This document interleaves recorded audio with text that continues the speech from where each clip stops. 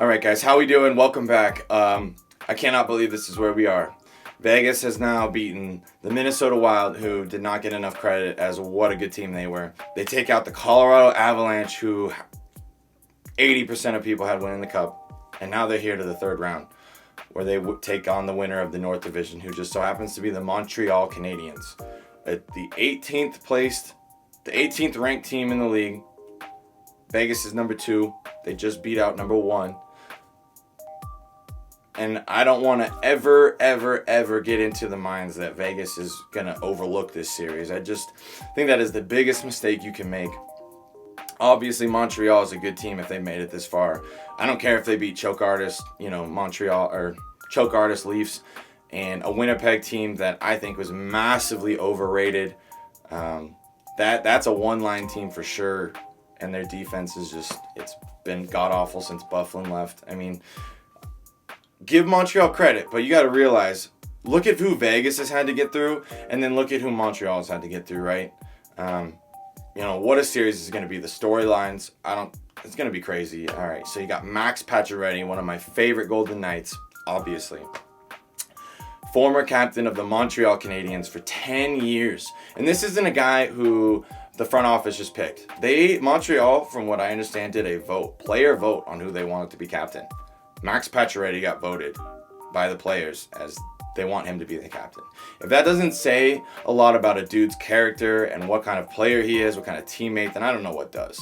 Very, very happy he is now on Vegas, right? But that trade that a lot of people want to talk about, I don't think obviously there are win-win trades in NHL's history. In recent memory, this has got to be by far the biggest win-win.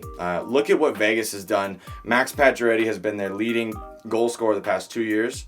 Right behind Mark Stone in terms of points. He's been everything Vegas has needed. If you want to contend and win a cup. That's Pacioretty has done. He's been unbelievable for this team. He also got a knock on him, for not being a playoff performer. That has not been the case with Vegas. Max Pacioretty, I think it's something like 20 games played, and he's just under a point per game. He has been phenomenal for Vegas. So far in this postseason, he came back for Game 7 against Minnesota and played every game of the Colorado series. So that's 7 games. He's got 8 points. So he has scored a point in every single game. Not just 3 here, 2 there. No, he has gotten at least a point in every single one. Got the game-winning goal in Game 7 against Minnesota. Got the game-winning goal again in Game 3. He's contributed, I want to say, on 4 out of 5 of Vegas' game-winning goals. He had the assist to Mark Stone for the OT winner in Game 5. I mean, you want to talk about being clutch. That's what Max Pacioretty is right now. But let's get to what they gave up, right? So they gave up Thomas Tatar, who has been solid for the Canadiens, at least was in the beginning of that trade, first couple years, but he is now a healthy scratch and probably will not see the ice the rest of this postseason. So let's take him out. I mean, he did good, was good for Montreal, but it's not working now. But then they gave up some pick that Montreal Canadiens fans want to say is going to be some phenomenal player. Look at Cody Glass. Let's not overhype a prospect until they're actually on the ice and they show something. So I'm going to ignore that too. But we gave up Nick Suzuki, who anybody and everybody wishes that Vegas did not. I mean, he was the 13th overall pick, Vegas' second overall ever draft choice. And look at what this kid has done for Montreal. I don't think he's better than Pacioretty, but he's going to have a great career, whether it's all with Montreal or whatever. He's 22. He's turning out to be a phenomenal player, and Vegas could really use that kind of a player right now. There's no denying that. So I look at those two as what they gave up, teams that are on very different trajectories in terms of where they are. Montreal, the oldest team in the league, also the winningest. They've got 24 Stanley Cups. Playing the newest team in the league, who is Stanley Cup contenders and number 1 in the league, right? It's crazy dynamics what's going on with this. And that trade, where the teams are, Montreal got rid of their captain, sort of going into a retool kind of thing.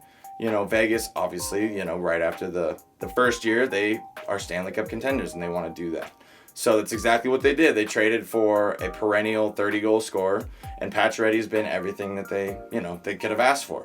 So you give up Nick Suzuki, who's a very promising young player, very good centerman. There's no denying that. And then Vegas gets Pacioretty. You want to talk about a good, even win-win trade? That's exactly what that is. So that's probably the biggest storyline going into this. Then you've got Marc-Andre Fleury, who at 36 years old is probably going to win the Vezina. Look at the playoffs that he's having. And then you got Carey Price, who every single player in the league thinks is the best goalie in the league. He's having an amazing playoffs. The Montreal Canadiens they've won their last 7 in a row. Vegas has won their last 4 in a row. You want to talk about teams that are just like titans that are kind of clashing. I mean, both teams are riding on the highest of highs right now. It's going to be an unbelievable series. I really think it's going to be some good hockey. I think in the end, Vegas is going to win this in 5. I think Carey Price is going to steal one, maybe at home, but I just think Vegas has too much firepower. If they could shut down Colorado's top line, or their whole team pretty much in general, I think they can stop the Montreal Canadiens, whose first-line center, Phillip Danault, had 5 goals all year.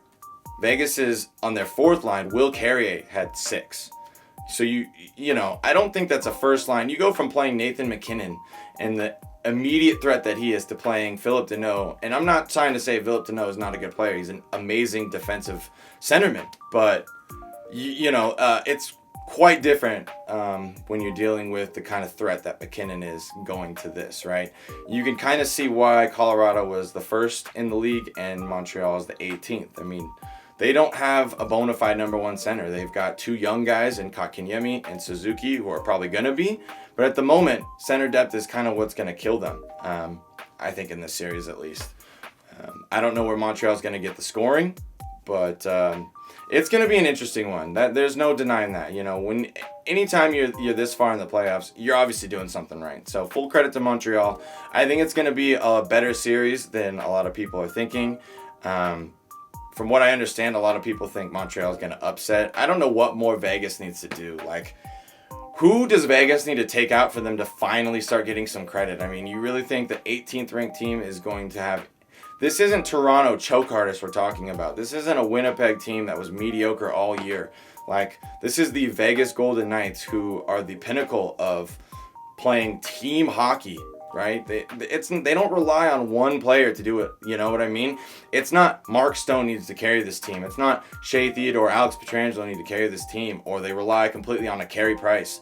This is a complete team effort. If somebody isn't going one game, I guarantee you then the misfit line is coming the next game. Or Mark Stone is coming that game, and then maybe you got Alex Tuck being an X-Factor. You know what I mean? There's all these things that just point to Vegas kind of steamrolling this series, and that's exactly what I think is going to happen. Full credit to Montreal and what they've done. I'm very excited for the series. I'm actually kind of excited in terms of, like, I don't think this is going to be, that high event. It's nerve-wracking, It's nerve-wracking seeing rush chance after rush chance, So I'm excited to see a little bit of change-up. I really am excited to see what DeBoer comes up with. DeBoer has been fantastic with all of his coaching decisions so far. I can't question anything he's done. So I know he will more than adapt to whatever trap-style Montreal wants to play. I think Fleury is going to be fantastic, and I wouldn't be surprised if this is reminiscent of year 1, the sweep of the Kings, where Vegas may only score 7 goals, but they only give up 3 en route to a sweep. So, going to be very interesting to see Patches. I think he's going to have a breakout series for sure. I don't think you're going to need to motivate that dude anymore, but Vegas has a pretty good route to the Cup final. I'm not trying to get too overly excited. I mean, you're only halfway there, and you got to play a team that's doing something right now. So, going to be interesting. Carey Price, Fleury. If you love goaltending, I mean, this is the series for you. So, we'll see. Thank you guys so much for watching. Yeah, you guys take care, and I'll talk to you again soon.